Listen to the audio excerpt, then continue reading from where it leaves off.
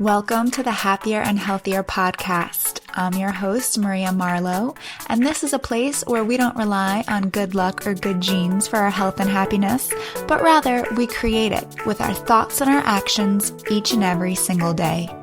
Each week, I'll bring you a thought or a guest that will help you live your happiest and healthiest life. Are you ready?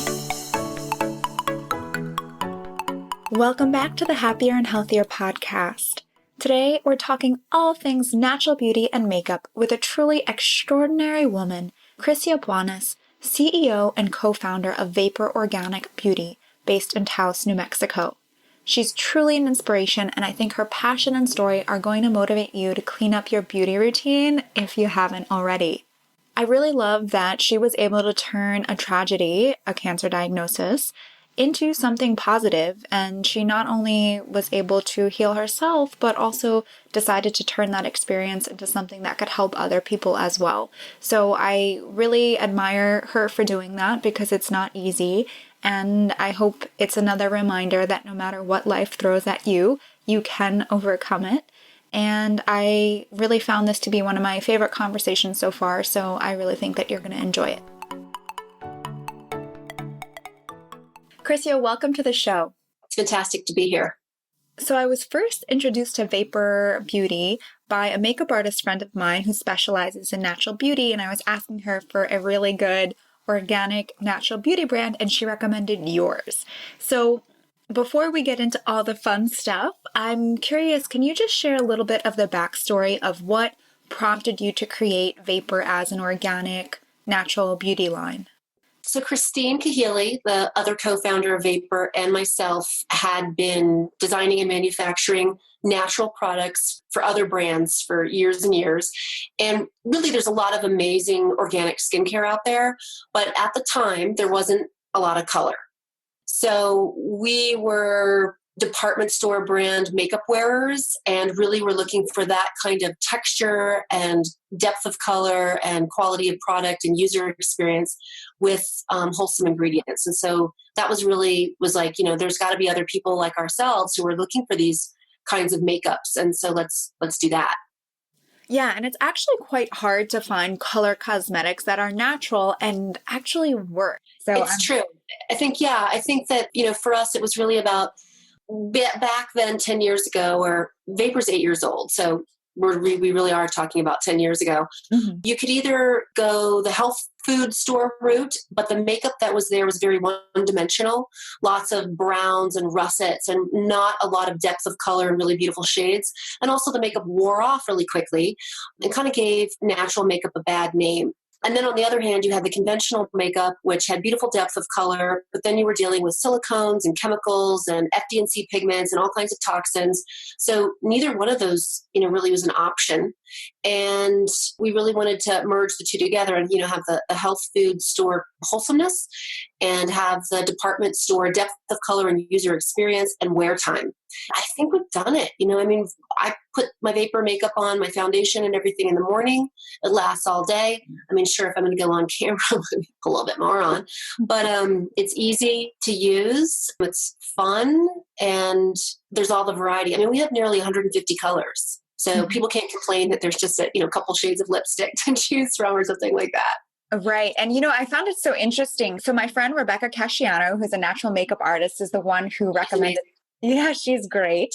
She's the one that recommended I try the brand. So I started with the foundation and I ordered it online, although I have actually seen it at natural beauty stores around here in New York City, but I just ordered it online initially. And I loved the way that you choose the shade, is that you send a photo of your skin into your website and they get back to you in a day or two telling you what shade to use. And I did that, and literally the color matches my skin exactly. Like when I put it on, you almost can't, like it just is so perfect. Like you can't even see it on my skin. Like it just is the exact same shade of my skin. That is so amazing. Yeah, you guys have done a great job with that.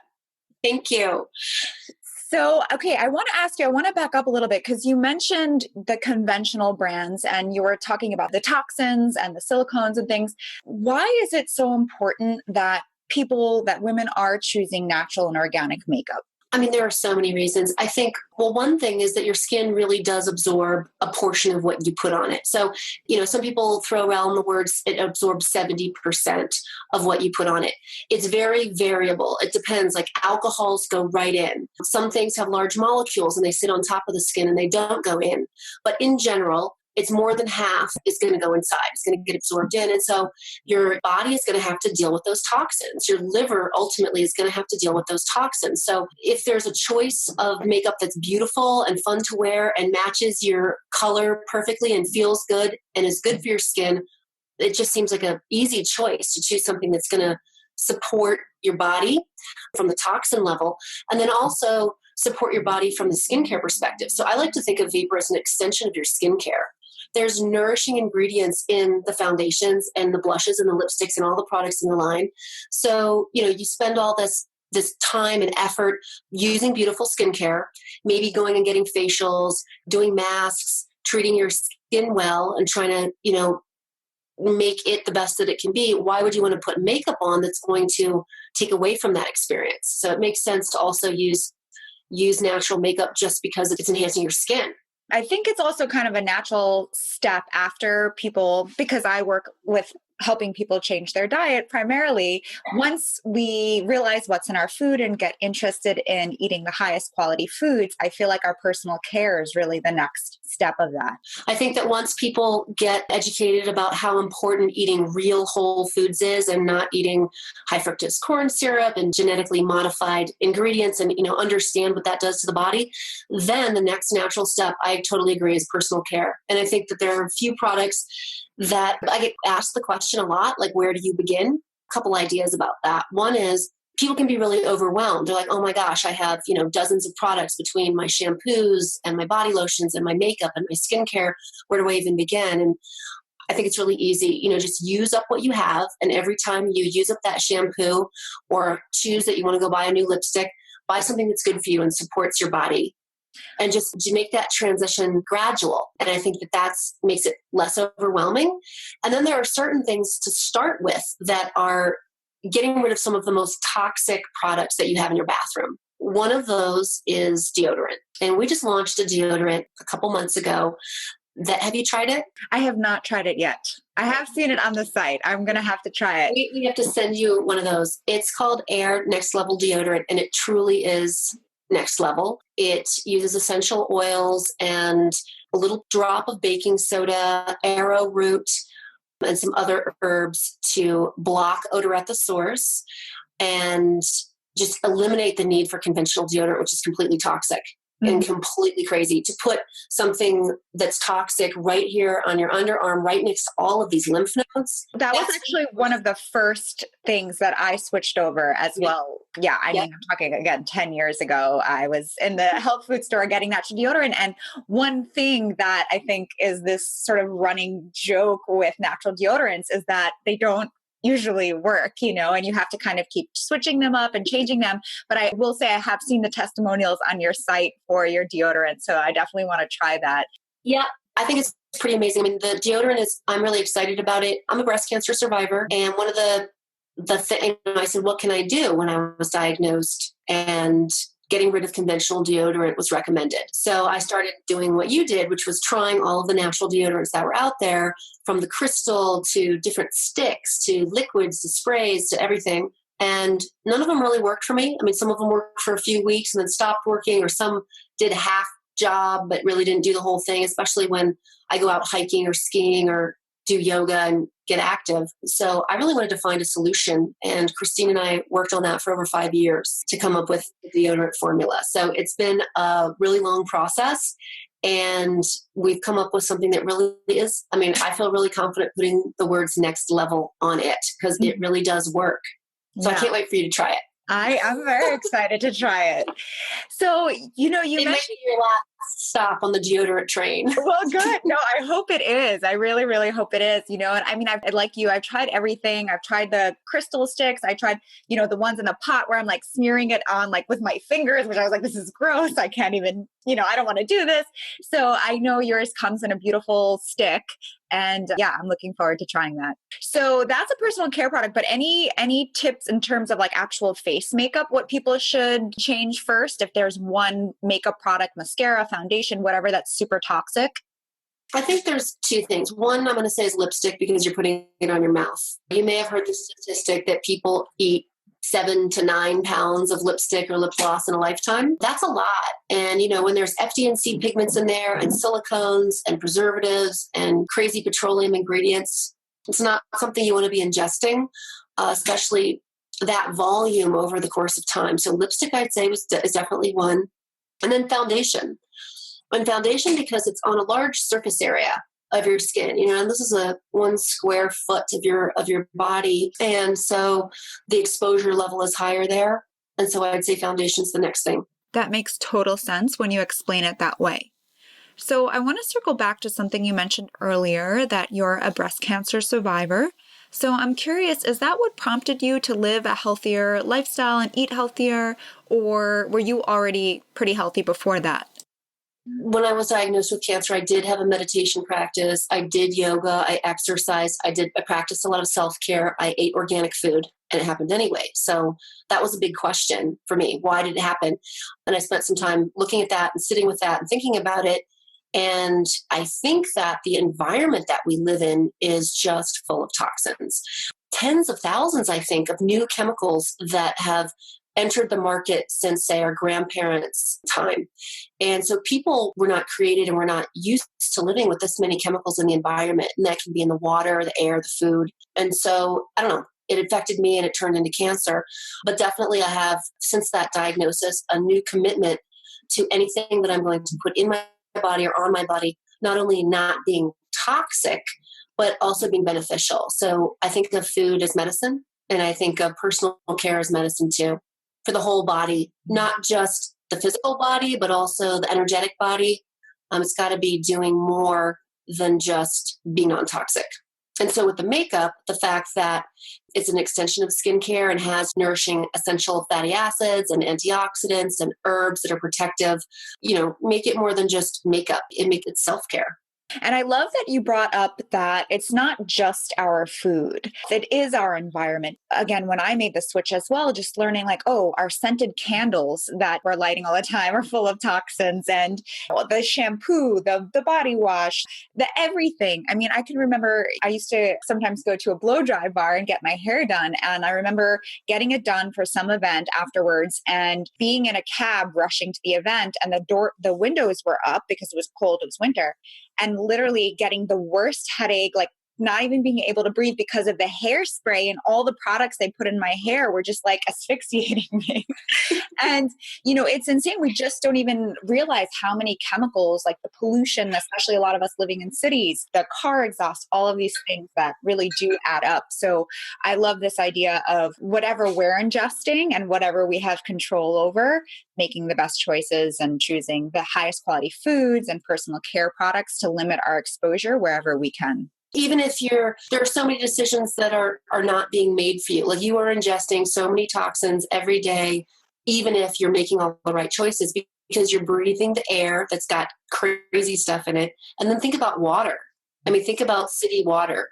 I've heard that can be contaminated with all kinds of pharmaceuticals and hormones and crazy stuff, so.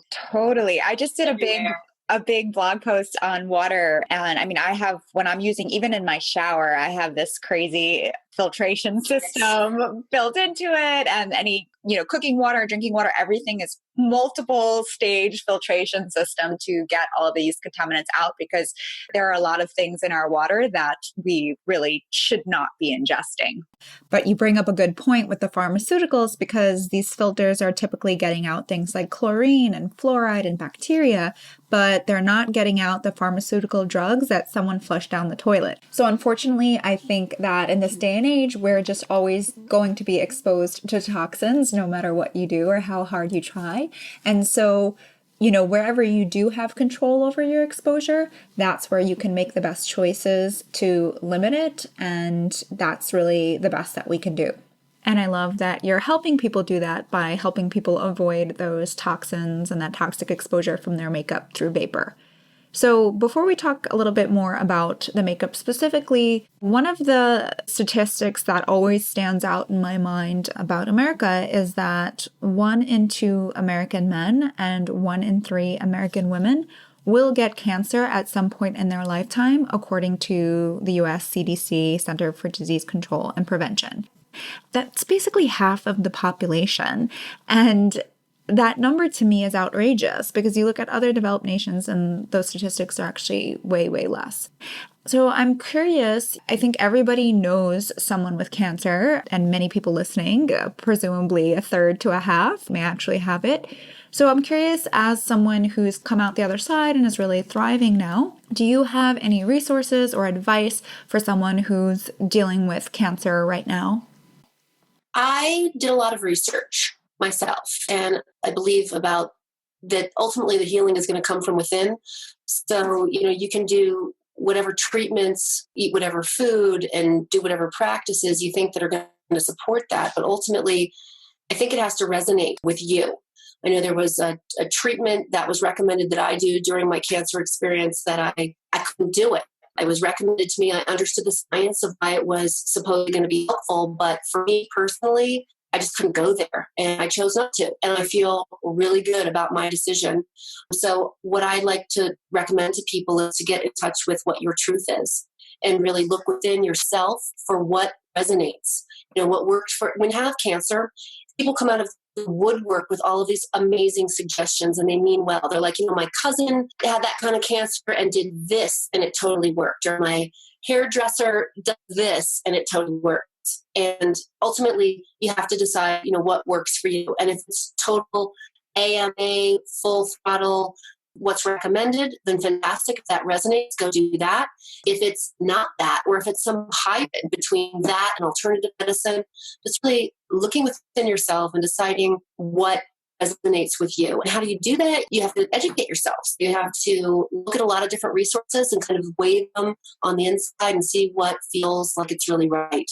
I mean, that would be my biggest advice. I don't think there's one resource that I can say, hey, go here to this website or to this book or whatever and do that, because ultimately that worked for that person or a set of people. But I think it's really it's an opportunity to get in touch with yourself, to learn about yourself. And that can be super empowering. I love what you just said, that it could be an opportunity to learn about yourself, which is a very interesting and optimistic way to look at it. I never identified with the idea of the war on cancer or, let's go fight cancer. Cancer has been one of the biggest teachers in my life. And I'm grateful to it because of everything that I've learned from having that experience and how much clearer I am now and how much more I know myself now, how much more in touch I am with what is good for me. And I'd love to share that idea with other people. It can be an opportunity for growth. And what's more exciting than that? Like, why are we here? That is such a beautiful way of looking at it. So I really thank you for sharing that. But let's get back to the makeup. Do you have any go-to products from your line, or just maybe the top 1 or 2 that you cannot live without? One of them is definitely our Aura Multi-Use Stick. This is great for lips, cheeks, and eyes. And I think what's really great about it is you can have this one stick and you can put it in a clutch or you can put it in your pocket and you can touch up your entire face and have a very monochromatic pulled together look. So it's easy. And so I really like this one a lot. We're really known for our complexion and for our foundation shades. We have 2 different formulas of foundation that are a little bit more suited to combination oily skin or drier skin, our Atmosphere foundation. So I think that those are really go-to products. And our sleeper product that I think it's funny, sometimes people go to the beauty expert, they get a foundation recommendation and they love that and they love the way that their skin looks and the compliments that they start getting on their skin. And then they come back and are like, well, what else do you have? And we're like, hey, you forgot to get your Stratus, which is our skin perfecting primer. And they really have a synergistic way that they work together, the foundation and the primer. So it's called Stratus. It goes on clear. It optically diffuses lines, wrinkles, and pores. It's moisturizing. It's got antioxidants in it. And it will give you the vapor glow. It will just give you that inner radiance. And so I think Stratus I wear Stratus even if I don't wear foundation. Like if I'm going to yoga or the gym, I wear Stratus. One thing that I learned years ago is that primer is key. It really helps your foundation, whatever you're putting on top, look a million times better. So I love that you mentioned that. And Yep. you mentioned the vapor glow, and you're glowing right now. You look very luminous and highlighted. Everyone I've seen wearing the makeup, it does give you this lit from within glow, which is just so nice and healthy looking. It is. And I think, ultimately, whether people want to play with makeup and wear a lot of bright color and have a lot of fun with it, or whether they want to have a really natural look, ultimately, you want to look good. You want to shine. You want to look healthy. And I think that's what our makeup does, is it really enhances people's natural beauty. And that's exciting to me. I mean, our customer service is like right behind this wall, which is why I'm kind of pointing over there. But we get emails and phone calls from people every week, every day, saying, I got the foundation. Maybe they did the shade recommendation that you did, put it on, and that people are complimenting my skin and saying, did you just go on vacation, or are you so well rested, or what's your secret? What are you doing? Not, I like your foundation shade, or did you switch your makeup? They're saying that the person looks beautiful, and that just makes people smile. And it inspires them enough in their busy day to actually send us an email and tell us that. And so I always think, for every person that writes an email or does a phone call, how many people are having that experience that don't share it? Well, I will tell you right now, I'm going to share it right now. But when I started wearing it, I was getting so many compliments on my skin. And I had went to some networking event where they were doing headshots for everyone. So they had makeup artists there. And I had already I did my makeup myself before I went. And then I just went there for a little touch up. And the makeup artist asked me, he's like, what's on your skin? It looks amazing. And I love it. Well, you've got gorgeous skin. You have gorgeous skin to begin with. Yeah, well, thank you. But yes, so I have been getting a lot of compliments when I wear that foundation. Speaking of that, do you have any tips or advice for natural beauty rituals you do, or are there certain foods that you eat? Is there anything that you do non-makeup wise that sort of you feel like helps enhance beauty? Yeah, I do a lot. Water, of course, hydration is important, with quality water. So that's kind of number one. And I think probiotics and prebiotics are huge. So gut health being 80% of our immune system. And I find that when I have a strong practice of taking regular probiotics and prebiotics, I like to call it gut farming. When I am actively farming my guts, my skin glows. My digestion is quicker. My detoxification is quicker. And it comes out in the complexion and in the radiance. So I think that probiotics, people don't necessarily think about that, but I think that that's a big one. Also, lymphatic facial massage. So physically moving the lymph and draining out any puffiness from the face. And do you do that yourself, or do you go somewhere to do it? Okay. Some people like to use the jade roller with the beauty oil. I mean, there's many different ways, but basically what you want to do is you want to move fluid from the center out and then down to here. So the first thing that you would do is you would kind of open these pathways here, and then, with product, really light strokes, and then going from the center out. And you obviously can take your time doing this more, but then always bringing it down. And then if you do a regular practice of that a couple times a week, it makes a really big difference in the quality and the texture of the skin. Yeah, well, your texture looks great. I'm totally going to try that. Now, do you do this just dry, or do you put like an oil or something on? I would use, we have a beauty oil that's called Essence Restorative Serum, and I use that so that it's slick. You could do it with a cream if you like to. I wouldn't do it with dry skin. I would get some viscosity going. And it's a great way to move product into your skin. You can do it with a serum. Now that you're saying this, many, many years ago when I was first out of college, I was working with Shiseido Cosmetics, which is an Asian skincare line. And they were actually very big. They would teach you how to, this is all coming back, they would teach you how to touch your skin and how to massage your skin. They recommend massaging your skin every single day for a few minutes at least. Yeah, so not only can you be moving toxins out and helping that drain out of the lymph, the other thing that you're doing is you're bringing oxygen and blood flow to the skin. You're bringing oxygenation, and I think it's like one of the biggest sort of beauty secrets or anti-aging secrets that there are that kind of get overlooked. And the other thing I want to mention is sleep. That's a big one. Quality sleep. Good luck with that. That's the hardest one. All right, we'll take baby steps. So I can start with the facial. So I love that. These are amazing beauty tips. I would like to just switch to the entrepreneurial side of things now, because I think it's so amazing what you've created. This has been 8 years in the making, and I am starting to see you more and more at more places. Like I said, I'm going into these natural beauty stores now, and I'm noticing your product there and just seeing it online. So do you have any advice for anyone that's looking to make their passion their career? Because I do feel like our career is such a big part of our life. We spend majority of our waking hours working. And I think that's really integral to our health as well. We need to be happy majority of our waking hours and doing stuff we love. I could not agree with you more that choosing to do something with your waking hours that makes you happy is like the most important thing to do. I mean, I think about the team of people here at Vapour. These are the people that I spend most of my time with. My waking hours, I'm spending time with my coworkers, not my family, because here I am at work. And so I think it's super important to be in a supportive, nurturing environment, to be around creative people that you enjoy being around, doing something that somehow a piece of who you are gets to be expressed, because we're doing this, like you said, most of the time. And so I love what you just said, making their passion part of their career, life or work. Yeah. What did you say? Their career. Okay, yeah. I would encourage everybody to do that. And it doesn't mean that you're going to get to express yourself by doing your hobby as your career, but how can you find a way that part of your truth gets to be expressed in what you do every day? I think that's really important. So again, I think that comes from myself, speaking from my own experience. That was going inside, once again, going inside, whether that's through meditation or movement or journaling or sharing with others, however you like to process information, and find out, what makes you tick, what makes you excited, what makes you happy, what fills you with joy. I mean, what fills you with delight?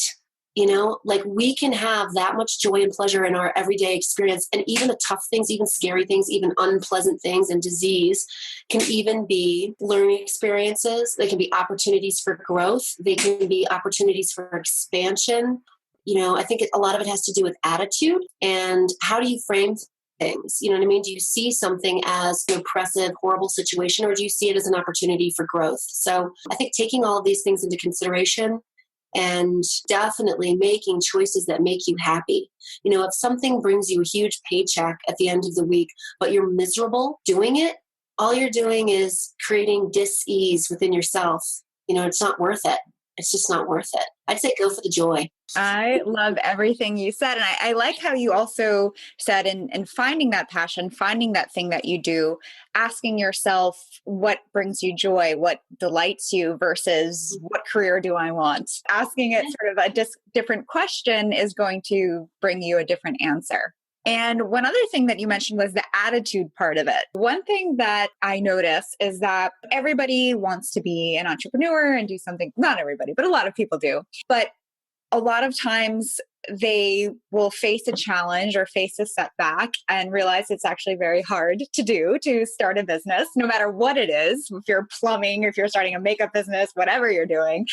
And then it makes them stop or it makes them give up. So what challenges have you faced and how do you deal with them, and any advice for sticking with it and getting over those challenges? We've had so many challenges over the years here. Being in New Mexico, for example, local banks understand real estate. They don't understand the beauty business. They're like, who are you and what do you think you're doing? So, we've had all kinds of challenges just staying afloat on a mundane sort of financial level.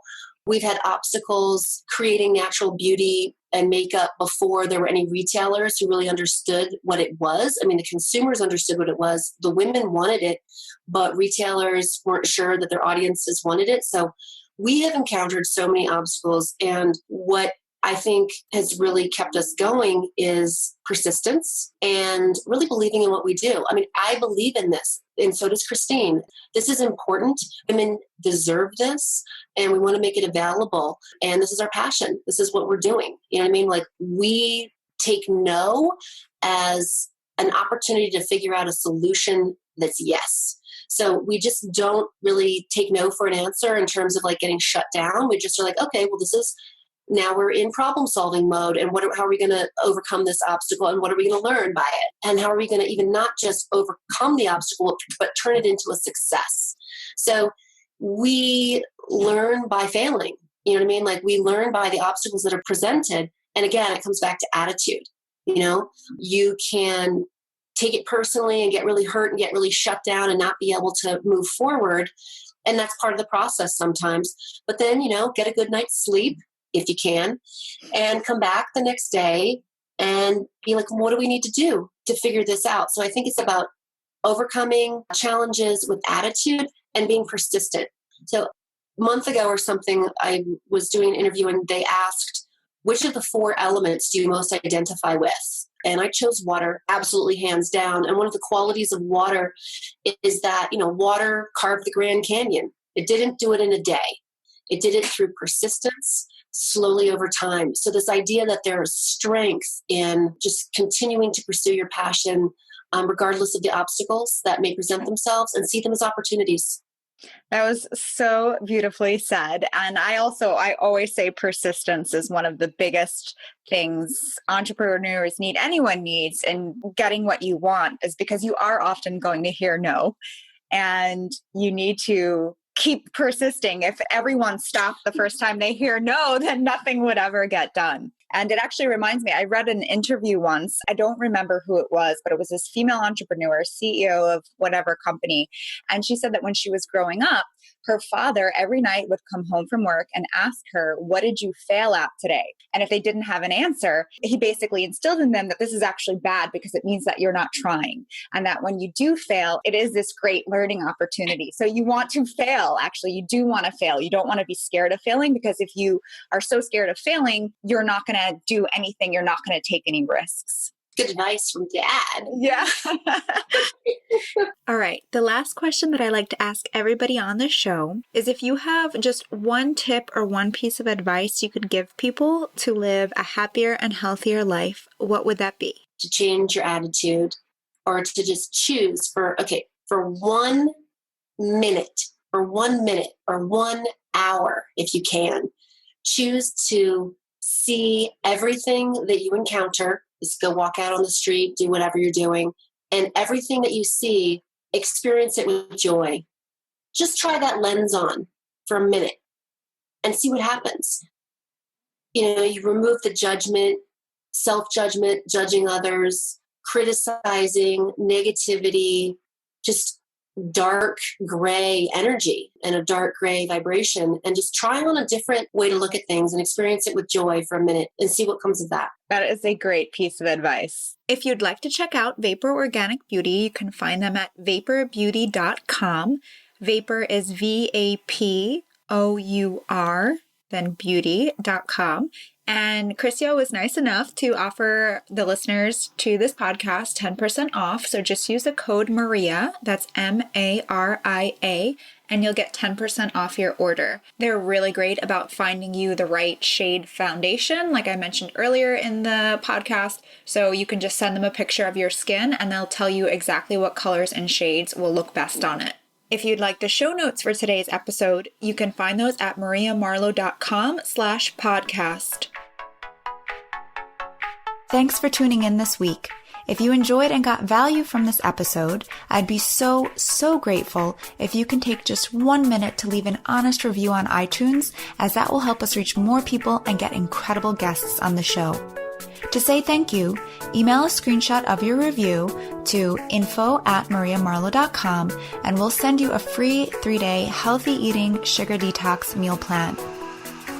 After each and every episode, I encourage you to come say hi on Instagram at Maria Marlowe, that's MARIAMARLOWE, or in the private Happier and Healthier podcast group on Facebook. In both of these places, we can continue the conversation about today's episode, so come and share what you think. If you want more, you can also head to mariamarlowe.com, where you'll find tons of healthy recipes, meal plans, and resources to help you live your healthiest and happiest life. Lastly, if there's someone you know who'd enjoy this podcast, make their day, and mine, and send it to them now. Until next time, don't forget, health and happiness are a choice. Our thoughts become our reality. So make sure you're thinking up a masterpiece.